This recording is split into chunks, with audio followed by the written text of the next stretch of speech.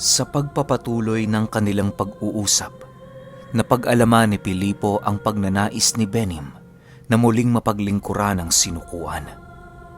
Nagdesisyon na din yung sumama sa kanya, gawa ng alam nitong marami siyang gagawing paglalakbay sa kanyang kapanahunan. Pilit man itong pinapabalik ni Pilipo kay Lolo Ruben pagkatapos ng kanilang misyon, mariin naman itong tinanggihan ni Benim. Ayon sa nilalang, hindi na kailangan ni Lolo Ruben ng dagdag na kasangga dahil malalakas na ng di hamak ang bawat nilalang na napapabilang sa kanyang pangkat.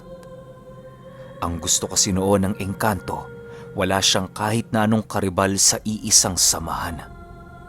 Mas mainam din ko konti lamang ang bilang ng kanilang pangkat upang mabigyan siya nito ng labis na kaligayahan na kanyang inaasam. Habang papatagal ng papatagal ang kanilang pag-uusap, doon nalaman ni Pilipo ang istorya ng uri ng engkanto. Ayon sa nilalang na yon, nagmula siya sa isang tribo ng mga engkanto na napapabilang sa isang uri ng dalakitnon. Kagaya ng mga orihinal na dalakitnon, nagtataglay din sila ng iilan sa mga kakayahan ng mga ito. Yun din ang rason ng kanilang lahi kung bakit mas bukod silang natatangi sa iba nilang mga kauri. Dagdag pa ng nilalang, kung pisikal na lakas lamang ang basihan, magagawa nilang matalo ang kahit matataas pang uri ng mga dalakitnon. Pero kapag nasa patagisan na ng karunungan, aminado siyang hindi siya tatagal sa lahi ng mga ito. Pinuno, kung digmaan lang naman ang susuungin mo, sinasabi ko sa'yo, maaasahan mo ko sa kahit na anong oras. Ngunit kapag salamang ka na ang sukatan ng digmaan, aminado akong mahihirapan ako sa digmaan. Pero huwag kang mag-alala, tiwala ko sa iyong lakas at kakayahan. Wika ng engkanto. Kasabay ng pagwika nito ay siya namang pagtarak niya ng kanyang sundang sa harapan ni Pilipo habang dahan-dahang lumuluhod. Nang mapagtanto naman ng binata na nais magpabasbas ng nilalang, agad naman niya itong ginawa ng walang pagdadalawang isip. Ilang minuto pa ang lumipas, tuluyan na ngang nangako kay Pilipo ang Benim na magiging kasangga niya ito sa lahat ng oras at panahon. Hindi na din siya nito lilisanin hanggang sa dumating ang puntong tuluyan ng bumalik sa alikabok ang kanyang katawang lupa. Matapos ang mga pangyayaring yon, nabuo na nga ang kanilang pagsasamahan na hindi niya inaasahan. Sa pagsapit ng bukang liwayway noong mismong gabi, dinalaw naman ng antok at pagod itong si Pilipo. Wala na siyang nagawa noon kung hindi ang magpahinga sa isang tabi kung saan alam niyang ligtas ang kanyang pamamahinga. Habang nasa kasagsagan siya noon ng pagtulog, bigla na lamang siyang nagising nang makaamoy siya ng isang napakabangong amoy na pumapalibot sa hangin.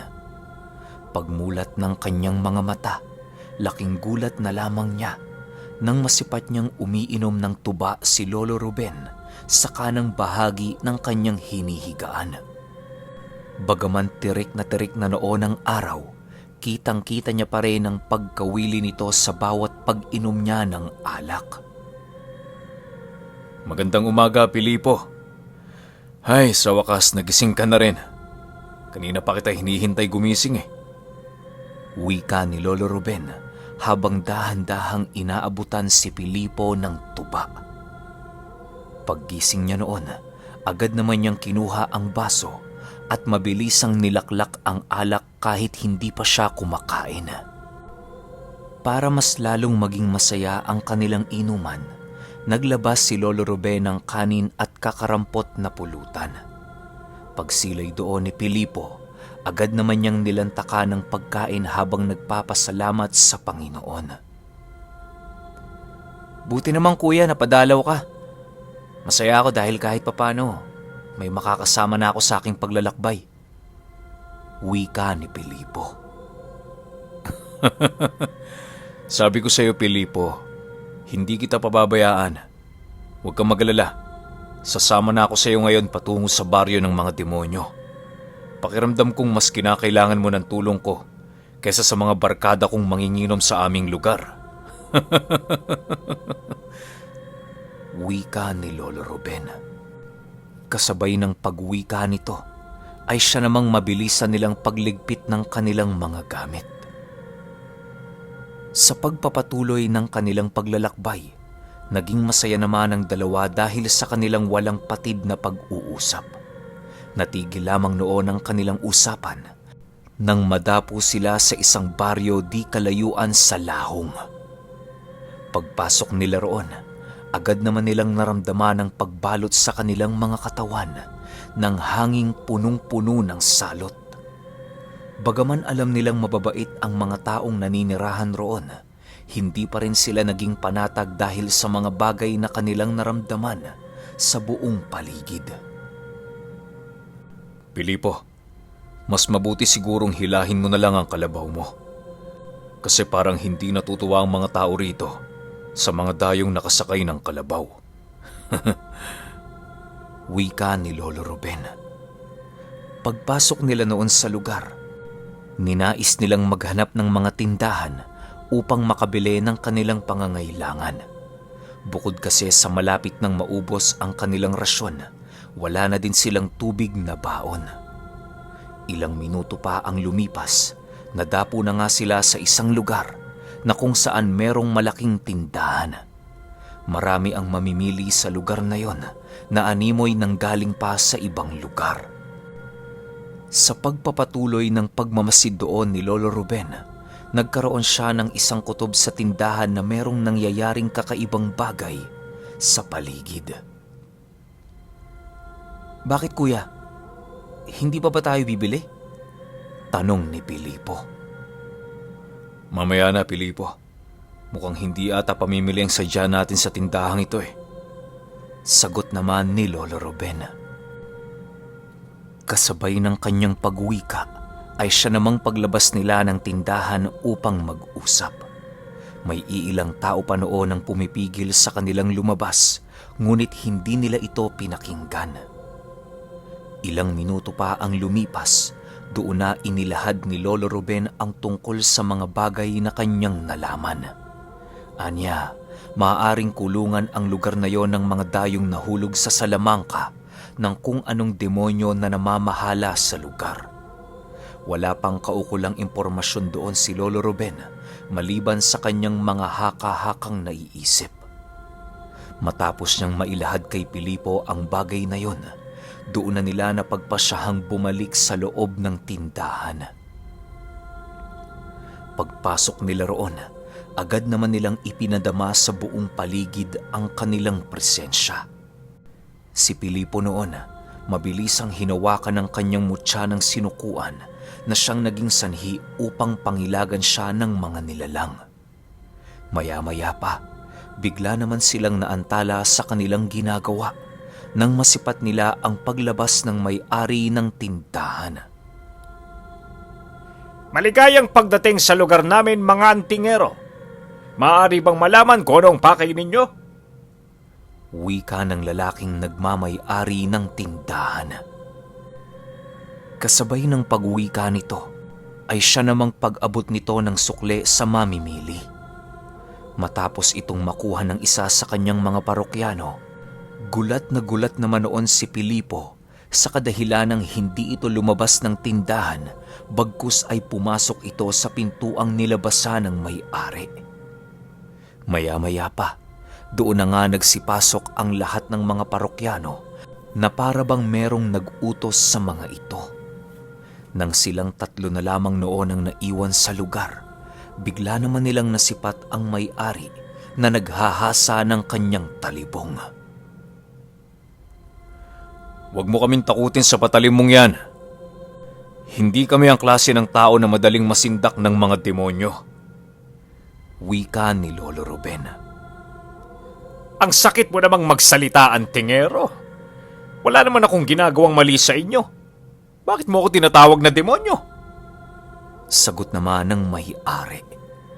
Kasabay ng pagwika nito ay siya namang pagngisi ng nilalang habang dahan-dahang lumalapit sa kanilang kinaroroonan. Nananatiling walang imik at nakatayo lamang noon sila Pilipo habang maiging nagmamasid sa buong paligid. Maya-maya pa, bigla naman silang napalingon sa kanilang likuran nang marinig nila ang pagsara ng tindahan. Animoy ang pagsara nito, kagustuhan mismo ng tirahan na siyang pinagpupugaran ng mga demonyo. Dahil sa mga pangyayari, tuluyan nang binalot sila Lolo Ruben ng labis na kadiliman. Humalakhak naman noon ang may-ari ng tindahan na para bang sa kanya na pumabor ang pagkakataon noong mga oras ding yon.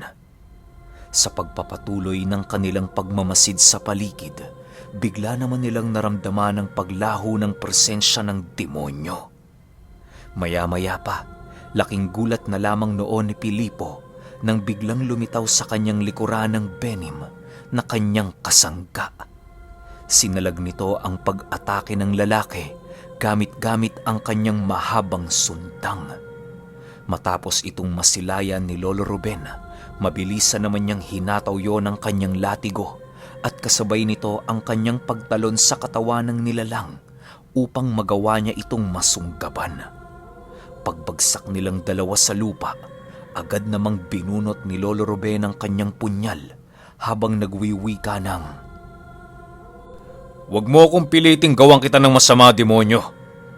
Naparito ako para sa iilang katanungan.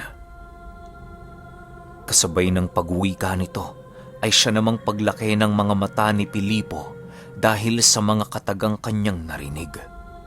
Ang buong akala niya kasi noon, walang kaide-ideya si Lolo Ruben sa kung anong mga demonyo ang naninirahan sa lugar. Maya-maya pa, bigla namang napatahimik si Pilipo nang marinig niyang magsalita ang lalaki ng, Bakit? Ano ba ang nais mo? Bakit ka ba naparito? Bakit mo kami ginugulo? kasabay ng pagwika nito, ay siya namang mabilisang pagkuha ni Lolo Ruben ng kanyang punyal. Bago pa man masipat yon ng demonyo, nagawa na niya itong maitarak sa tuhod nito. Pagsigaw ng lalaki, ay siya namang mabilisang paglabas ng mga kasama nito at dali-daling pumaikot sa kanilang kinaroroonan. Habang nagsisisigaw noon ang nilalang, wala namang nagawa ang mga kasamahan niyang demonyo kung hindi ang umatras habang patuloy na pinagmamasdan ang buong paligid. Nakahanda naman noon ang Benim at si Pilipo sa kung anuman ang mga pangyayaring hindi nila inaasahan. Ilang minuto pa ang lumipas, tuluyan namang tumahimik ang nilalang dahil sa patuloy na ginagawang paninindak ni Lolo Ruben.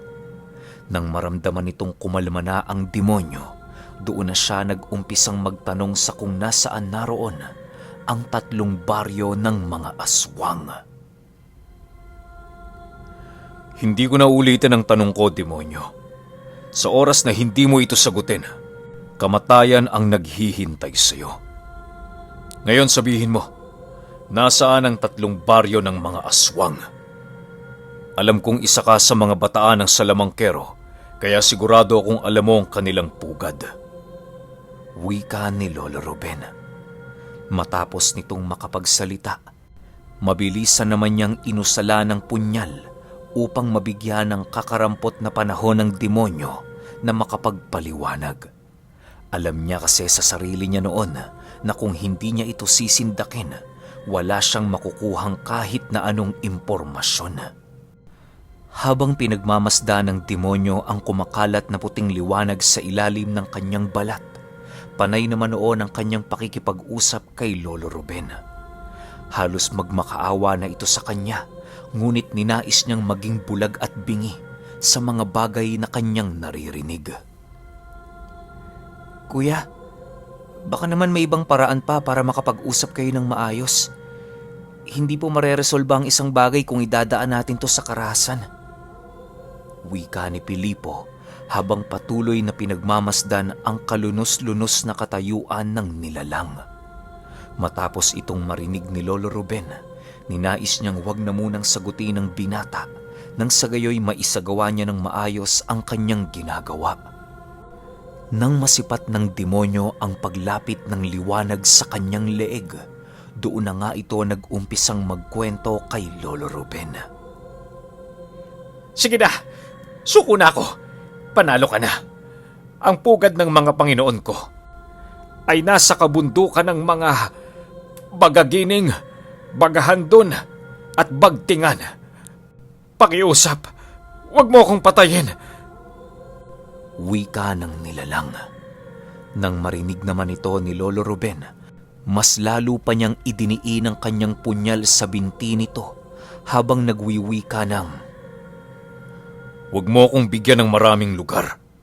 Ang nais kong malaman, ang lugar ng salamangkero, hindi ang lugar ng mga alipores nito. Sa bagtingan ng lugar ni Gahul.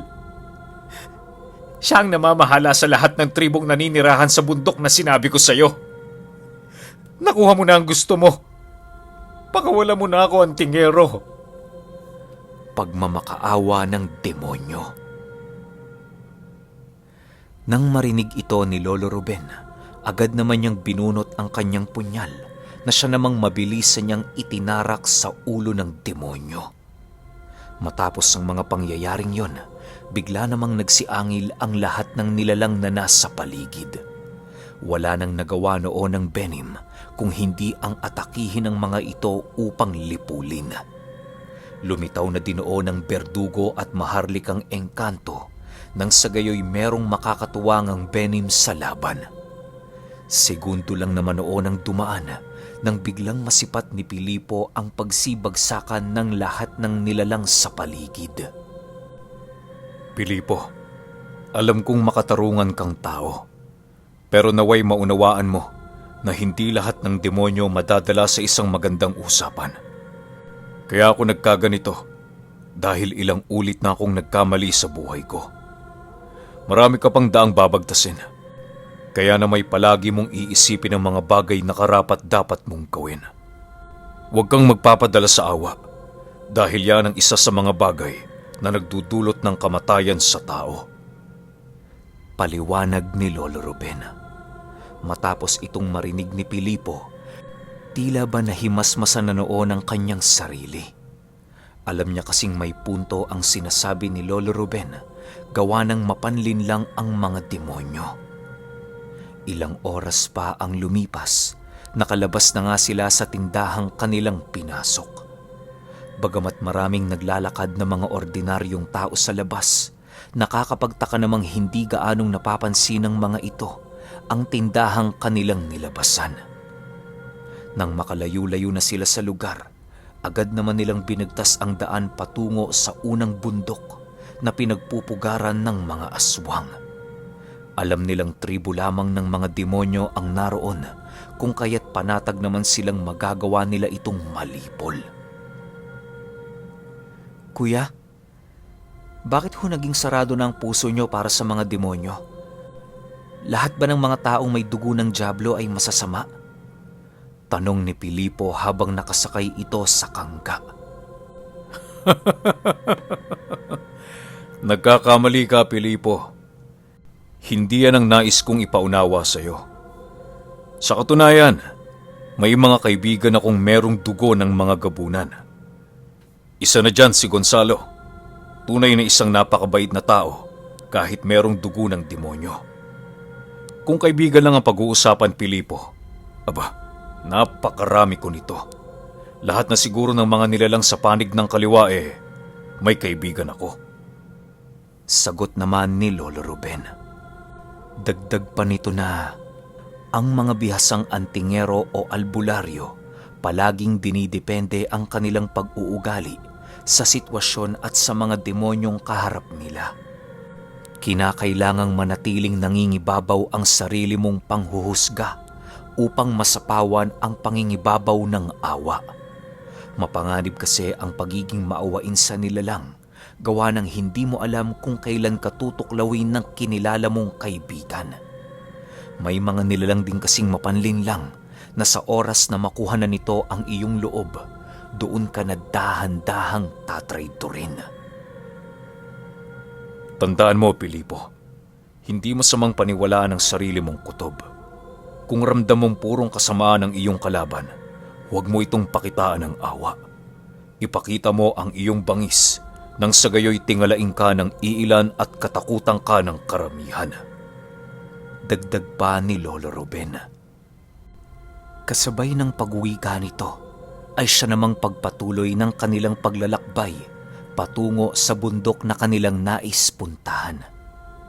Habang nasa kasagsagan sila noon ng daan, ninais naman muna nilang makapagpahinga upang makaluto ng kanilang panghapunan. Bagaman malayo sila sa baryo, hindi naman naging problema sa kanila ang magluto sa kadahilanang nakasanayan na itong gawin ni Lolo Ruben. Matapos nitong makapaglikha ng apoy, ninais na muna nilang magmasid sa paligid upang pagmasdan ang napakagandang tanawin. Sayang-saya talaga si Lolo Ruben noong magmasid ng kalikasan, gawa ng hindi pa ito gaanong nagagalaw ng mga tao. Bilang isang antingerong nagpapalaganap ng karunungang galing sa Diyos at kalikasan, naniniwala siyang kinakailangang magkaroon ng mga tao ng respeto sa kanilang kapaligiran upang mamuhay sila ng payapa at malayo sa kapahamakan. Dagdag pa niya na ang lahat ng nangyayaring delubyo sa mundo, walang ibang sisisihin kundi ang mga tao. Pilipo, sa isip-isip mo, sino ang mas masama? Ang tao o ang dyablo? Tanong ni Lolo Ruben matapos nilang mag-usap. Siguro kuya, yung dyablo. Kasi nabuhay na silang masama eh. Sagot naman ni Pilipo. Nang marinig ito ni Lolo Ruben, agad naman siyang tumayo at bumalik sa lugar na kanyang pinaglulutuan. Maya-maya pa, bigla naman itong tumawa habang nagwiwika ng, Palagay ko, Pilipo, mas masama ang tao. Kasi isipin mo, ang tao pinanganak ng mabuti. Pero habang tumatagal ang panahon, nagiging masama ito. Ang dalisay ng kanilang puso, unti-unting nababahira ng kasamaan at tintang nagmamantsa sa kanilang pagkatao. Samantalang ang demonyo naman, sa una lang masama. Kapag ginabayan silang maging mabuti, manunumbalik din ang paniniwala nila sa Ama. Paminsan nga, may mga demonyong naninirahan sa kagubatan na mas labis na nagbibigay ng respeto sa kanyang kapaligiran. Nang marinig naman ito ni Pilipo, halos hindi niya magawang makasagot dahil sa mga malalalim na katagang binitawan ni Lolo Ruben. Kahit ilang ulit niya itong pinag-isipan, hindi niya pa rin magawang maunawaan ang sinabi nito. Marahil ay ang katalinuhang taglay noon ni Lolo Ruben nagawa niyang makuha sa lahat ng kanyang mga karanasan habang patuloy niyang tinatahak ang landas ng isang antingero. Sa pagpapatuloy ng kanilang usapan, marami pang nalaman si Pilipo na mga katagang nagtataglay ng malalalim na kahulugan. Ang iilan sa mga ito ay halos hindi niya makalimutan, gawa ng tumatak talaga yon sa kanyang isipan. Nang maluto na ang kanilang panghapunan, agad naman nilang iaalay sa Diyos ang masarap nilang pagkain. Hindi nila ito nagawang lantakan hanggat hindi pa natatapos ang kanilang pasasalamat sa Panginoon. Nakasanayan na kasi noon ni Lolo Ruben ang palaging humingi ng pasasalamat sa Diyos sa kahit na anong biyayang kanyang natatanggap at nakukuha. Ilang minuto pa ang lumipas, natapos na nga silang dalawa sa kanilang kinakain. Nagpahinga lang sila noon ng bahagya at mabilisan din namang nilisan ang lugar. Habang nasa kasagsagan sila noon ng kanilang paglalakbay, panay naman ang ginagawa nilang pag-uusap at pagmamasid sa buong paligid. Sa paglalim pa noon ng gabi, napagpasyahan nilang magsindi na lamang ng isang sulo upang magbigay ng liwanag sa kanilang paglalakad. Kinakailangan nilang umusad ng mabilis nang sa gayoy magawa nilang marating ang lugar na kanilang hinahanap. Ramdam din kasi noon ni Pilipo ang mga responsibilidad na iniwan ni Lolo Ruben para makasama lang ito sa kanya. Maya-maya pa, bigla naman silang natigilan sa kanilang paglalakbay nang biglang lumitaw ang Benim sa unahan ng kanilang kalabaw. Mabilisan itong binunot ang kanyang sundang at kasabay nito ang pagturo sa isang bahagi ng lugar na kanilang dinaraanan. Sa puntong yon, agad namang naalarma si Lolo Ruben gawa ng alam niyang may panganib sa lugar dahil sa paglitaw ng Benim. Ilang minuto pa ang lumipas na pagpasyahan naman nilang bumaba sa kanilang kalabaw upang hilahin na lamang ito. Kinakailangan kasi nilang maging alisto sa mga demonyong manggagaling sa kalangitan. Sa pagtahimik ng buong paligid, doon naman narinig nila Lolo Ruben ang mga pagbubulungan ng mga demonyo sa kahit na anong dako ng lugar. Rinig na rinig nila itong nag-uusal ng mga katagang halos hindi nila nauunawaan. Maya-maya pa, laking gulat na lamang nila nang makarinig sila ng pag-alulong ng isang unlaun. Sa puntong yon, agad namang napagtanto ni Lolo Ruben na maaaring isang kurkur ang kanilang kinakaharap sa lugar. Matapos niyang marinig ang kakaibang atungal sa paligid, agad naman niyang inutusan si Pilipo na itali ang kanilang kalabaw sa puno. Kasabay ng pagtali nito ay ang pagkubli naman nila sa damuhan habang patuloy na pinakikiramdaman ng buong paligid. Maya-maya pa, laking gulat na lamang ni Pilipo nang masipat niya ang isang nilalang na halos maihahalin tulad mo ang wangis sa isang lobo. Okay, grabe sobrang angas.